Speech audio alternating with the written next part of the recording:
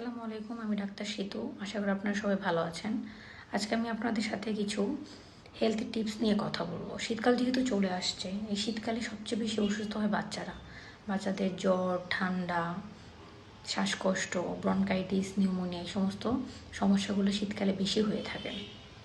এ বিষয়ে আমি কিছু কথা আপনাদের সাথে আজকে শেয়ার করব। আমরা একটা কথা সবাই জানি যে prevention is better then cure. বাচ্চা জন্মের পরপরই বাচ্চাকে মায়ের বুকের দুধ খাওয়াতে হবে।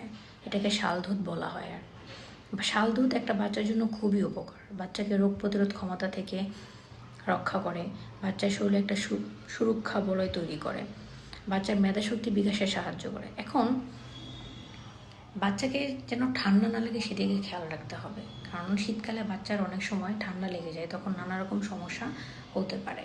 একটা ব্যাপার খেয়াল রাখবেন যে বাচ্চার আশেপাশে বা বাচ্চাকে বাসায় সে বাসায় আপনারা স্মোকিং করবেন না। স্মোকিং এরিয়া জোন, যেটা স্মোকিং মুক্ত জোন করবেন।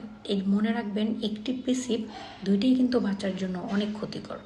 আপনি নিজেও তাই সিগারেট খাওয়া থেকে বিরত থাকবেন, অন্যকেও খাওয়া থেকে দূরে রাখবেন। আর একটা কথা হলো যে এখন একটা বাচ্চা অসুস্থ হয়ে যাওয়ার পরে বা তার জ্বর বা ঠান্ডা সাথে সাথে তার প্রচণ্ড শ্বাসকষ্ট হচ্ছে বা কাশি হচ্ছে বা ঠান্ডার পরিমাণ বেড়ে গেছে, তখন আপনি আর দেরি করবেন না, নিকটস্থ কোনো হাসপাতালে বা আপনার পরিচিত কোনো ডাক্তারের সাথে শরণাপন্ন হবেন।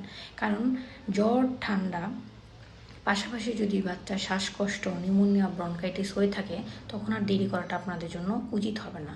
কারণ 3 রোগের চিকিৎসা কিন্তু 3 রকম হয়ে থাকে।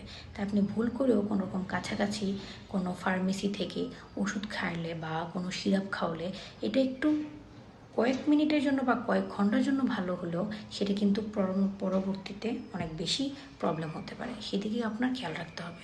আরেকটা জিনিস আমরা প্রায়ই করি যে শীতকালীন সময়ে বাচ্চাকে গোসল করাই না। বাচ্চার মা বাবা খুব টেনশনে থাকে, বাচ্চার ঠান্ডা লেগে যাবে, সেই কাজটা করবেন না। কুসুম গরম পানিতে বাচ্চাকে গোসল করাতে হবে, এতে করে বাচ্চার শরীরে ইনফেকশন দূর হয়ে যাবে। আশা করি আজকে আপনার সবাই ভালো থাকবেন। আর স্বাস্থ্য সুরক্ষা সম্পর্কিত কোনো তথ্য বা কোনো টিপস আমি পেজে আপনাদের সাথে শেয়ার করব, বা আপনাদের কোনো তথ্য বা কিছু জানার থাকলে আপনারা আমার সাথে কন্ট্যাক্ট করবেন, যোগাযোগ করবেন। আশা করি আপনারা সবাই ভালো থাকবেন। আসসালামু আলাইকুম।